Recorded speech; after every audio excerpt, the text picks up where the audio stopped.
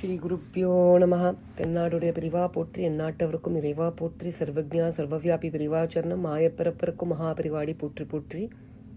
இந்த வாரம் தெய்வத்தின் குரல் பக்கம் 59. அதுவேதான் இது.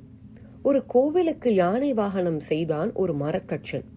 அதை பரீட்சிப்பதற்காக இன்னொரு தச்சன் போனான். அவனோடு அவனுடைய குழந்தையும் போயிற்று. மர யானையை பார்த்ததும் குழந்தை பயந்தது. மர யானையை பரீட்சிப்பதற்காக அதன் அப்பாவான தச்சன் நெருங்கிய பொழுது குழந்தை, அப்பா, யானை கிட்ட போகாத, அது முட்டும் என்று கத்தியது. தச்சன் குழந்தையிடம், இது மரபொம்மைதான், முட்டாது என்று சொல்லி சமாதானம் செய்து அதையும் யானைக்கு பக்கத்தில் அழைத்து போனான். குழந்தைக்கு அந்த வாகனம் அசல் யானையாகவே இருந்தது.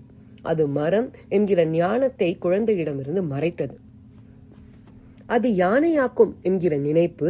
அதே சமயத்தில் அது தத்ரூபம் யானை மாதிரி இருந்தும் கூட தச்சன் பயப்படாததற்கு காரணம் அந்த யானையின் தன்மை அவனை பொறுத்த மட்டில் மறைந்து அது மரம்தான் என்கிற அறிவு இருந்ததே ஆகும். மரத்தை மறைத்தது மாமத யானை, மரத்தில் மறைந்தது மாமத யானை என்று இந்த இருவர் நிலையையும் திருமூலர் திருமந்திரத்தில் சொல்லியிருக்கிறார். திருமூலர் பெரிய யோகீஸ்வரர், பெரிய தத்துவங்களை லகுவாக சொல்லிவிடுவார். அவரது திருமந்திரத்தில் தான் மேலேயே சொன்ன வாக்கு இருக்கிறது. திருமூலர் எதற்கு இந்த கதையை சொன்னார்? செய்யுளின் அடுத்த 2 அடிகளை பார்த்தால் அது புரியும்.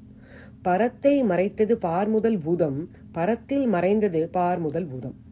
யானை வேறு மரம் வேறு இல்லை என்பது போல் பரமாத்மா வேறு உலகம் வேறு இல்லை என்று இப்படி திருஷ்டாந்தம் காட்டி விளக்குகிறார் திருமூலர். பரமாத்மா என்கிற மரத்தினாலேயே ஆனதுதான் இந்த பார் முதலிய பிரபஞ்சம் என்கிற பொம்மை. குழந்தைக்கு பொம்மையில் மரம் தெரியாதது போல் நமக்கு உலகத்தில் மரம் தெரிவதில்லை. நம் பார்வையில் பார் முதலான பிரபஞ்ச பூதங்கள் பரத்தை மறைத்துவிட்டன. ஞானிகளுக்கோ எல்லாம் பிரம்மமயமாகவே தெரிகிறது. அவர்கள் விஷயத்தில் பார் முதல் பூதங்கள் மரத்தில் மறைந்து போய்விடுகின்றன. அது சரி, இந்த கதையெல்லாம் என்னத்திற்கு என்று கேட்கலாம். நமக்கு வேண்டியது லோகத்தில் வசதியான வாழ்க்கை. அதற்கு தேவை பணம், காசுதான். பரத்தை பற்றியும் பாறை பற்றியும் நமக்கு என்ன கவலை என்று கேட்கலாம். சரி, எல்லாரும் பணக்காரராகி விடுவதாகவே வைத்துக் கொள்ளலாம். நிம்மதியாக, சாந்தமாக, நிர்பயமாக இருக்க அது உதவுமா? பணக்காரர்கள் நிறைந்த தேசங்களை பாருங்கள். அங்கே எத்தனை சச்சரவு, நிம்மதியின்மை. எல்லாருக்கும் நிறைய பணம் வந்துவிட்டாலும் ஒவ்வொருவருக்கும் மற்றவரை விட அதிகம் இருக்க வேண்டும் என்கிற ஆசையும் அதனால் போட்டியும் சச்சரவும் இருந்து கொண்டேதான் இருக்கும். நமக்கு வேண்டிய சௌரியம் இருந்தால் மட்டும் போதாது, இன்னொருத்தனை விட அதிகமாக இருக்க வேண்டும் என்ற போட்டி மனப்பான்மையே மனித சுபாவம். எல்லாருக்கும் எல்லா சௌரியங்களும் சமமாக கிடைக்கும் என்றாலும் கூட அது தனக்கே முதலில் கிடைக்க வேண்டும் என்று ஒவ்வொருத்தரும் போட்டி போடுவார்கள். உதாரணமாக ஒரு சின்ன விஷயம், இந்த மடத்திலேயே பாருங்கள். நான் அத்தனை பேருக்கும் தீர்த்தம் தந்துவிட்டு தான் உள்ளே போவேன் என்று எல்லாருக்கும் தெரியும். இருந்தாலும் அமைதியாக வரிசையாக நமக்கு கிடைக்கிற பொழுது கிடைக்கட்டும் என்று இருக்க முடிகிறதா? கிடைத்தால் மட்டும் போதாது, முதலில் கிடைக்க வேண்டும் என்று ஒருவருக்கொருவர் இடித்துக்கொண்டு விழுந்து வாரி சண்டை போட்டுக்கொண்டு தானே வருகிறார்கள். இம்மாதிரி போட்டி இருக்கிற வரையில் மனநிறைவு யாருக்கும் உண்டாகாது. பொருளாதார வசதி மட்டும் உண்டாவதால் இந்த போட்டி குறையாது. பொருளாதார வசதி மட்டும் உண்டாவதால் இந்த போட்டி குறையாது. போட்டி போக வேண்டுமானால் போட்டி போட இன்னொரு வஸ்துவே இல்லை என்ற ஞானம் வர வேண்டும். அப்பொழுதுதான் சாந்தியோடு நிறைந்து வாழலாம்.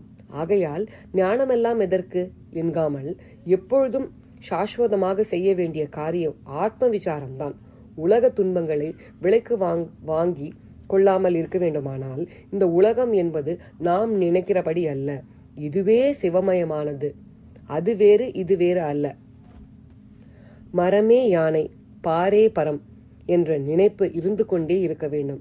இந்த ஞானம் இல்லாவிட்டால் எத்தனை பொருளாதார முன்னேற்றம் வந்தாலும் லோகம் இருட்டில் அகப்பட்டு கொண்டிருப்பதாகவே அர்த்தம்.